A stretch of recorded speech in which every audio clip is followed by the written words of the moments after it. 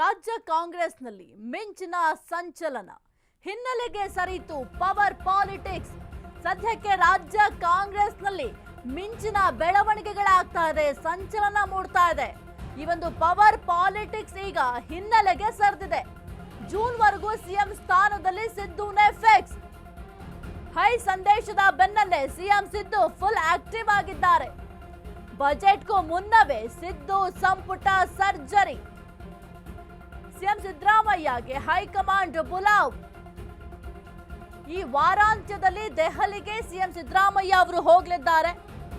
ಯಾರಿಗೆ ಸಿದ್ದು ಸಂಪುಟ ಸೇರುವ ಬಂಪರ್ ಲಾಟರಿ ಸಿಗುತ್ತೆ, ಯಾರಿಗೆ ಸಿದ್ದರಾಮಯ್ಯ ಸಂಪುಟದಿಂದ ಕುಕ್ ನೀಡಲಾಗುತ್ತೆ. ನಿಮ್ಮ ಅಶ್ವವೇಗ ನ್ಯೂಸ್ನಲ್ಲಿ ಪೊಲಿಟಿಕಲ್ ಎಕ್ಸ್ಕ್ಲೂಸಿವ್.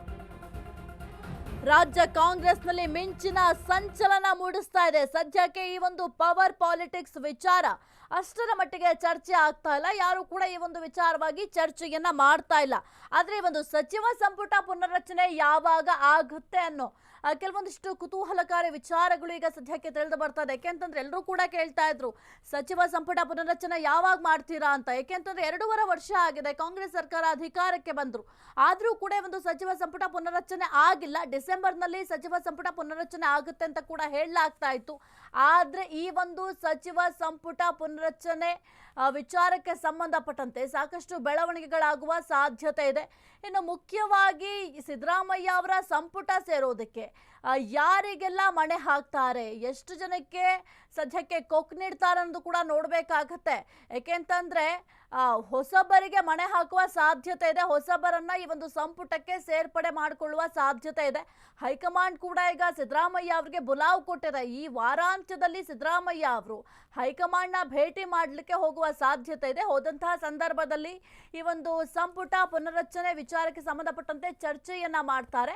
ಜೊತೆಗೆ ಯಾರಿಗೆಲ್ಲ ಕೊಕ್ ನೀಡಬೇಕು, ಜೊತೆಗೆ ಯಾರಿಗೆ ಮಣೆ ಹಾಕಬೇಕು ಎಂಬ ವಿಚಾರವಾಗಿಯೂ ಕೂಡ ಚರ್ಚೆಯನ್ನ ಮಾಡುವ ಸಾಧ್ಯತೆ ಇದೆ. ಇನ್ನು ಜೂನ್ ವರೆಗೂ ಕೂಡ ಸಿಎಂ ಸ್ಥಾನದಲ್ಲಿ ಸಿದ್ದರಾಮಯ್ಯ ಅವರು ಫಿಕ್ಸ್ ಅಂತ ಕೂಡ ಹೇಳಲಾಗ್ತಾ ಇದೆ. ಈಗ ತಾನೇ ದೇವರಾಜ್ ಅರಸು ಅವರ ದಾಖಲೆಯನ್ನ ಬ್ರೇಕ್ ಮಾಡಿದ್ದಾರೆ ಸಿದ್ದರಾಮಯ್ಯ ಅವರು. ಜೂನ್ ವರೆಗೂ ಈ ಒಂದು ನಾಯಕತ್ವ ಬದಲಾವಣೆ ವಿಚಾರದ ಪ್ರಸ್ತಾಪವೇ ಇಲ್ಲ. ಜೊತೆಗೆ ಹೈಕಮಾಂಡ್ ಕೂಡ ಸ್ಪಷ್ಟವಾಗಿ ಸಂದೇಶವನ್ನ ರವಾನೆ ಮಾಡಿದೆ ಈ ಒಂದು ಪವರ್ ಶೇರಿಂಗ್ ವಿಚಾರಕ್ಕೆ ಸಂಬಂಧಪಟ್ಟಂತೆ. ನಂಬಿದ ನಾಯಕರಿಗೆ ಕ್ಯಾಬಿನೆಟ್ ನ್ಯಾಯಕ್ಕೆ ಸಿದ್ದು ಪ್ಲಾನ್. ನಿರ್ಗಮಿಸುವ ಮುನ್ನವೇ ಆಪ್ತರ ಮಂತ್ರಿ ಮಾಡಲು ಪ್ಲಾನ್. ಕೆಲ ನಿಷ್ಕ್ರಿಯ ಸಚಿವರಿಗೆ ಕೊಕ್ಕು ನೀಡಲು ಸಿದ್ದು ಕಸರತ್ತನ್ನ ಮಾಡ್ತಾ ಇದ್ದಾರೆ. ಸಿದ್ದು ಜೊತೆಗೆ ಡಿಕೆಶಿ ಬಣದಿಂದಲೂ ಕೂಡ ಸಂಪುಟ ಲಾಬಿಯನ್ನ ಮಾಡ್ತಾ ಇದ್ದಾರೆ. ಮತ್ತೊಂದು ಕಡೆ ಪಕ್ಷ ನಿಷ್ಠರಿಂದಲೂ ಕೂಡ ಸಚಿವರಾಗಲು ಕಸರತ್ ಮಾಡ್ತಾ ಇದ್ದಾರೆ. ಹಾಗಾದ್ರೆ ಯಾರಿಗೆ ಸಂಪುಟದಿಂದ ಕೊಕ್ಕು ಕೊಡ್ತಾರೆ, ಯಾರಿಗೆ ಚಾನ್ಸ್ ಕೊಡ್ತಾರೆ? ನಿಮ್ಮ ಅಶ್ವವೇಗ ನ್ಯೂಸ್ನಲ್ಲಿ ಸಂಪುಟ ಸರ್ಜರಿಯ ಎಕ್ಸ್ಕ್ಲೂಸಿವ್. ನಂಬಿದ ನಾಯಕರಿಗೆ ಕ್ಯಾಬಿನೆಟ್ ನ್ಯಾಯಕ್ಕೆ ಸಿದ್ದು ಪ್ಲಾನ್. ನಿರ್ಗಮಿಸುವ ಮುನ್ನವೇ ಆಪ್ತರನ್ನ ಮಂತ್ರಿ ಮಾಡಲಿಕ್ಕೆ ಅಂತ ಪ್ಲಾನ್ ಮಾಡ್ಕೊಂಡಿದ್ದಾರೆ. ಕೆಲ ನಿಷ್ಕ್ರಿಯ ಸಚಿವರಿಗೆ ಕೊಕ್ ನೀಡಲು ಸಿದ್ದು ಕಸರತ್ತನ್ನ ಮಾಡ್ತಾ ಇದ್ದಾರೆ. ಇನ್ನು ಸಿದ್ದು ಜೊತೆಗೆ ಡಿಕೆಶಿ ಬಣದಿಂದಲೂ ಕೂಡ ಲಾಬಿಯನ್ನ ಮಾಡ್ತಾ ಇದ್ದಾರೆ. ಮತ್ತೊಂದು ಕಡೆ ಪಕ್ಷನಿಷ್ಠರಿಂದಲೂ ಕೂಡ ಸಚಿವರಾಗಲು ಕಸರತ್ ಮಾಡ್ತಾ ಇದ್ದಾರೆ. ಹಾಗಾದ್ರೆ ಯಾರಿಗೆ ಸಂಪುಟದಿಂದ ಕೊಕ್ ಕೊಡ್ತಾರೆ, ಜೊತೆಗೆ ಯಾರಿಗೆ ಮಣೆ ಹಾಕ್ತಾರೆ? ನಿಮ್ಮ ಅಶ್ವವೇಗ ನ್ಯೂಸ್ನಲ್ಲಿ ಎಕ್ಸ್ಕ್ಲೂಸಿವ್ ಸುದ್ದಿ ಇದು. ಯಾಕೆಂತಂದ್ರೆ ಈಗ ಸಿದ್ದರಾಮಯ್ಯ ಅವ್ರಿಗೆ ಯಾವ ರೀತಿ ಆಗಿದೆ ಅಂತ ತನ್ನ ಬೆಂಬಲಿಗರನ್ನು ಕೂಡ ಬಿಡ್ಲಿಕ್ಕೆ ರೆಡಿ ಇಲ್ಲ ಸಿದ್ದರಾಮಯ್ಯ ಅವರು. ಈಗ ಒಂದು ಏನು ಸಿಎಂ ಸ್ಥಾನವನ್ನ ಪಡಿಲಿಕ್ಕಾಗಿರಬಹುದು ಅಥವಾ ಪ್ರತಿ ಬಾರಿಯೂ ಕೂಡ ಸಿದ್ದರಾಮಯ್ಯ ಅವ್ರಿಗೆ ಏನಾದರೂ ತೊಂದರೆ ಬಂದಾಗ ಅವರ ಆಪ್ತ ವಲಯದಲ್ಲಿ ಗುರುತಿಸ್ಕೊಂಡಿರುವಂತಹ ಕೆಲವೊಂದಿಷ್ಟು ಜನ ಅವರ ಬೆಂಬಲಕ್ಕೆ ನಿಲ್ತಾರೆ ನಾಯಕರು. ಹಾಗಾಗಿ ಯಾರಿಗೆ ಮಣೆ ಹಾಕ್ತಾರೆ ಅಂತ ನೋಡಬೇಕಾಗುತ್ತೆ. ಆಲ್ರೆಡಿ ಸಿದ್ದರಾಮಯ್ಯ ಅವರ ಬಳಿಯೂ ಕೂಡ ಕೆಲವೊಂದಿಷ್ಟು ಜನ ಲಾಬಿಯನ್ನ ಮಾಡ್ತಾ ಇದ್ದಾರೆ. ಡಿ.ಕೆ. ಶಿವಕುಮಾರ್ ಅವರ ಬಣದವರು ಕೂಡ ಲಾಬಿಯನ್ನ ಮಾಡ್ತಾ ಇದ್ದಾರೆ. ಜೊತೆಗೆ ನಾವು ಪಕ್ಷನಿಷ್ಠರಾಗಿ ದುಡಿದಿದ್ದೀವಿ, ನಮಗೂ ಕೂಡ ಈ ಒಂದು ಸಂಪುಟದಲ್ಲಿ ಸ್ಥಾನ ಸಿಗಬೇಕು ಅಂತ ಕೆಲವೊಂದಿಷ್ಟು ನಾಯಕರು ಪಟ್ಟು ಹಿಡ್ಕೊಂಡು ಕೂತಿದ್ದಾರೆ. ಹಾಗಾಗಿ ಯಾರಿಗೆ ಮಣೆ ಹಾಕ್ತಾರೆ ಅಂತ ನೋಡಬೇಕಾಗುತ್ತೆ.